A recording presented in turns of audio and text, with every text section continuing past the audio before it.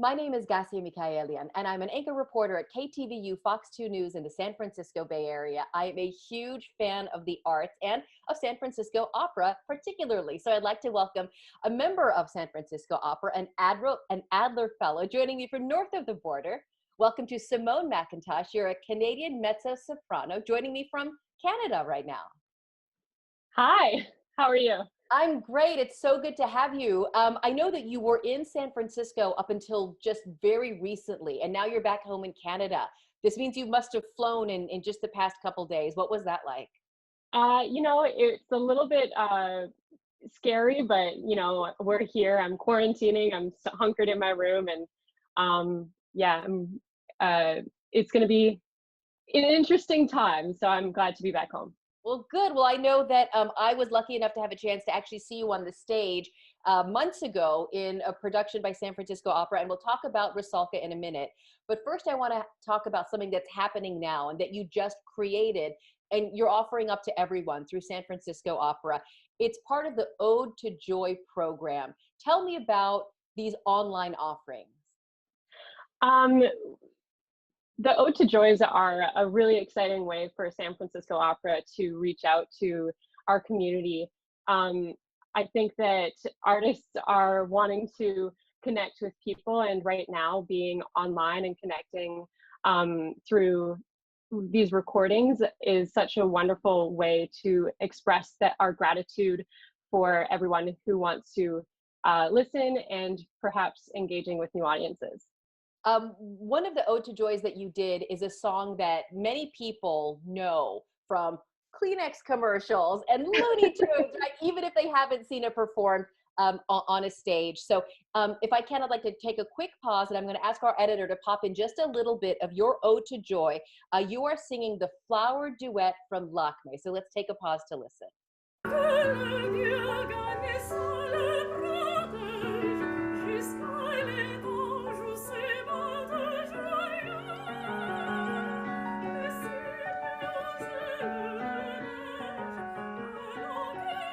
So that's Simone McIntosh, Canadian mezzo-soprano. You're singing with a partner, and you also have a pianist.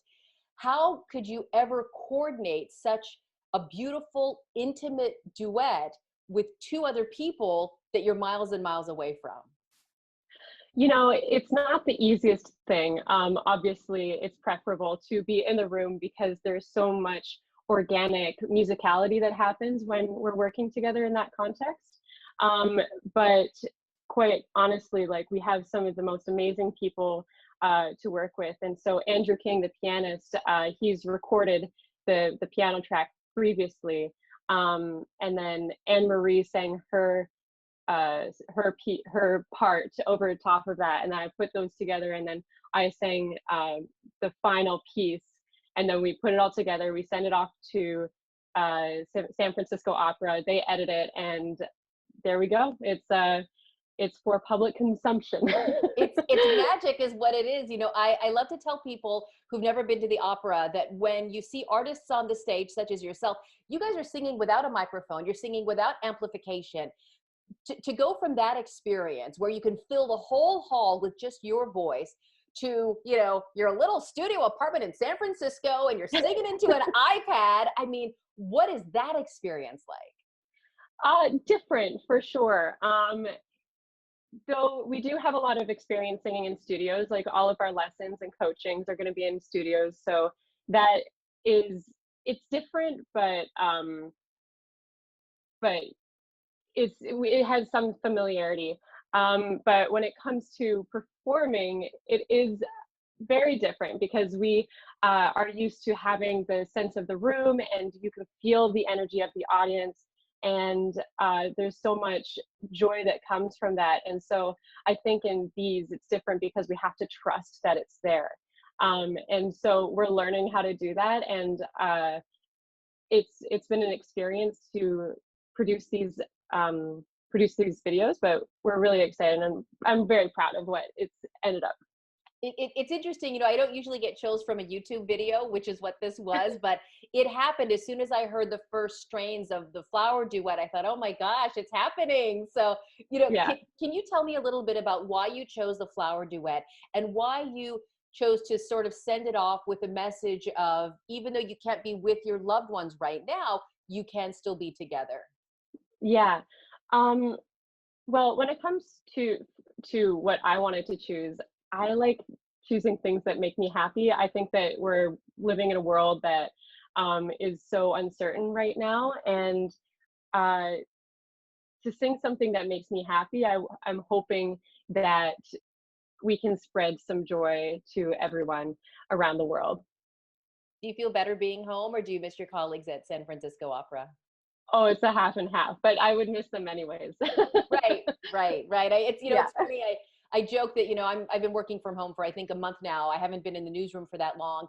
And I talked to the IT guy on the phone and I said, Steve, I'm going to hug you the minute I get back to the station, because, we're all figuring it out for ourselves. And, Yeah, 2 months ago, I would have told you there's no way that I can work from home. You probably would have said, oh, there's no way that I can perform from my apartment. But, look, here we are. absolutely. Let's talk a little bit about one of the last times that you were on the stage in San Francisco Opera. You were an important part of Rusalka, which is, it's a Czech opera. It was staged splendidly. It was like, the Grimm's brothers fairy tales came to life on the page. You were a wood nymph. And we have a couple of pictures of you in action. Can you tell me about having that role in a production that was just received so well by the opera community and even those outside? Oh my gosh, it was so unbelievably fun. We get into the first staging, and the first scene is so active and everything is going on. And to be in the center of that was so incredible. And it really set the stage for what the whole opera was going to be. Um, yeah, that opera was just so cool. Like I was in it, so I feel like I have a bias, but I feel like I could say objectively that it was one of the coolest things I've ever seen in my whole life. No, I 100% agree with you. I went, and it was sort of my dad who said, "Hey, let's see Rusalka." And I don't know that I'd even heard anything beyond just the title of it before. And so I kind of went, to have a fun date with dad.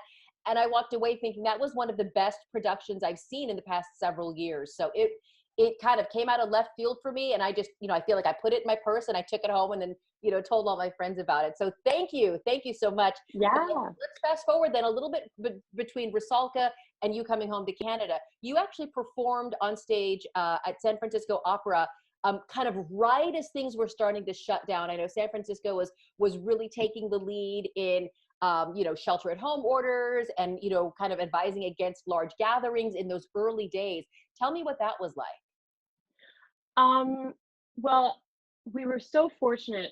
We had my pianist Bob Malacone and I. We had a performance in the War Memorial Atrium, um, and we had this 50-minute song cycle that we had prepared for months. It's one of the most difficult things I've ever done in my whole life, and we didn't really understand what was going on. We knew that the ballet had shut down, but that's a house of 4,000 people. And then we did our performance, and I think it was either the day after or 2 days after, um, gatherings of over 150 people or more were completely canceled. So, um, we were so fortunate to be able to perform in that area and be able to do what we've been working so hard for. Um, I have a lot of empathy for the people who had been preparing a lot for the performances that they were about to do, and then they just had all these cancellations, and it's been a huge hit to our community for sure. Right. No, it's, I remember just, last week, I think reported that San Francisco Opera canceled its summer program, which is sort of its own mini Yeah, program within its whole year. So, you think about the artists who are now left without an outlet. You think about the arts organizations themselves that are now, sort of in financially tricky situations. But I also yeah, think about the public and how many people who may not have had arts or opera on their radar may now have it on their radar, because look, we don't have anything else to do, right? And secondly, a lot of great opera houses such as San Francisco Opera, I know the Met is doing something similar. You guys are making Ode to Joy. and putting that up on Hmm. YouTube for anyone to see. I know the Met Opera is offering up some of its live from the Met streaming productions, and a different one each night. And I've watched maybe 6 or 7 of them. And, I think to myself, I am seeing some of the world's best opera that's coming to me through an iPhone in the kitchen while I'm washing dishes. And really, it's just a very rare circle of people who can actually see those in person or even pay for a Yeah. subscription to usually watch them. Yeah. No, it's really incredible. Arts organizations and artists have been stepping up around the world and making their art available to everyone. And I think that it's absolutely incredible. I'm grateful for sure. Tell me, what do are you in a position where you're eager to get things back to normal? Are you curious about what normal is going to look like? Because especially, for opera artists, it is rare that you'll be singing until you're 65 years old, right? You sort of have this somewhat narrow window of a professional career as an opera singer. What are you Mhm. thinking about now? Right now, I'm thinking about keeping my art going and trying to figure out ways in order to connect with audiences in the ways that we're discussing. Moving forward, I think that I'm taking it step by step as we go. I'm listening to, doctors and scientists about what's going on in the world and how they advise to reopen the country or the cities or whatever. And there are so many variables that it's just so unknown. I can't predict what it's going to look like. And it does definitely cause a lot of anxiety in uh, what my career and what the art, the performance arts are going to look like after all this is said and done. But I'm hopeful that it's going to return to some semblance of normal. But um, artists are so good at adapting, and I think that that's something that we really have to our advantage. And I'm looking forward to being able to be out there, but cautiously so. Right, right. We So have to do it in a yeah. smart way. We have to do it in a smart way. I'll tell you, I have enjoyed watching your performances in Ode to Joy. I've even, I've enjoyed watching the Mets offerings. The thing that is missing though is just that, like that juiciness Yeah. that comes from being, shoulder to shoulder with either someone you love or a total stranger on the other side. And, they gasp at the same moment that I gasp, or, I see them reaching for the tissue at the same time I'm digging around in my purse for my hanky. Just that collective experience is the one thing that I miss so much about the Mhm. performing arts. And I imagine it's 10 times that for you. Yeah, I'm kind of assuming that a lot of you'll start to see a lot of things outside and where there are places for social distancing. I think that is definitely going to be first, and then we can have that collective experience. Um, yeah, but you're right. It's something that you know, being online, it has a lot of value in watching it from the computer screen, but it's definitely different. Right. So I can't wait until that's back. You're an artist, but you're also an athlete, and your voice is your instrument. Mhm. Are you? I assume you're still keeping it fit or doing your daily exercises. What's your upkeep like? So I practice every day. And what we're doing with San Francisco Opera, they're so good. They have acting lessons, regular vocal lessons, German lessons, um, and movement lessons. So we're taking that as a group, which is really exciting. But every morning, my partner and I, we have decided that we're going to do activity for at least 15 minutes, and so we're trying to make sure that we're keeping fit.